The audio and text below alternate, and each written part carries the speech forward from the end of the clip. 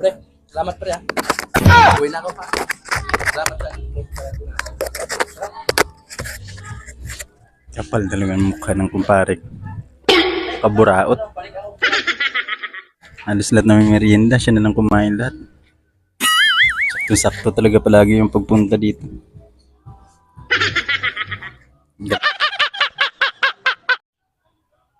Yeah.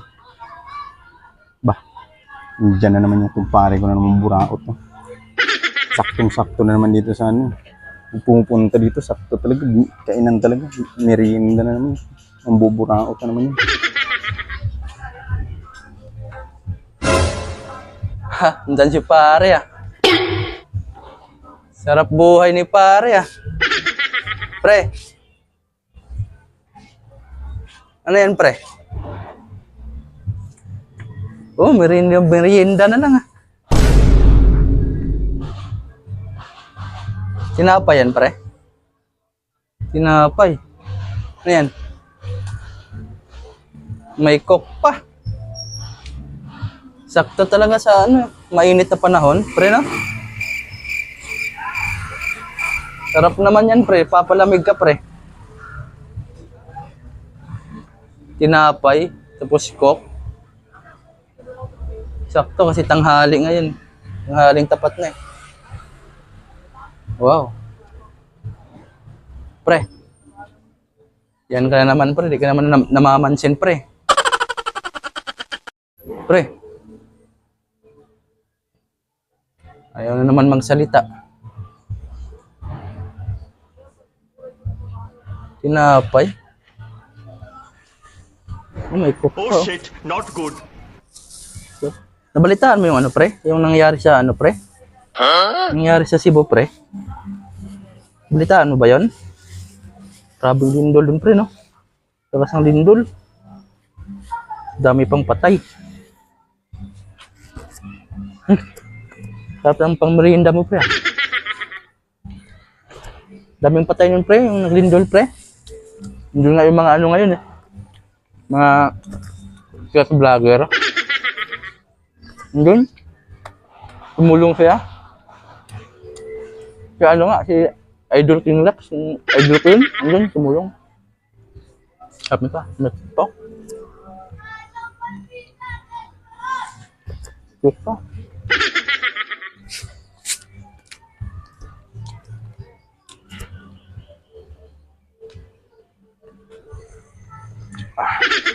Apa?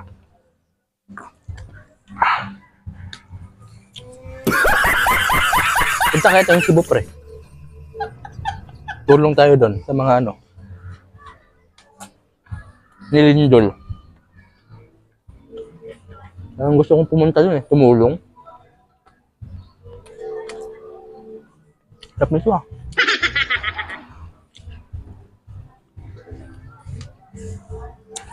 Kaya ko.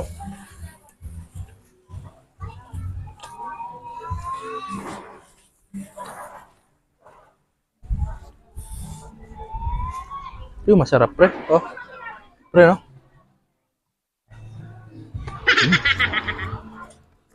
Coke pre. Pre, coke.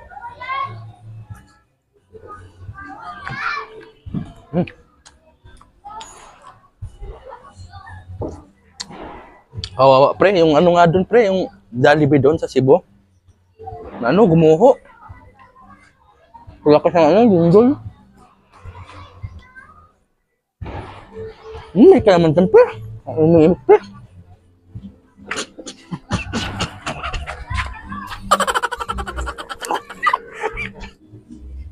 Grabe talaga. Sakto. Painit. Pre, salamat pre ah. Uwi na ako pa. Salamat pre. Kapal talaga ang mukha ng kumpare. Kaburaot. Alis lahat ng merienda, siya na lang kumain lahat. Sakto talaga palagi yung pagpunta dito. Galing talaga.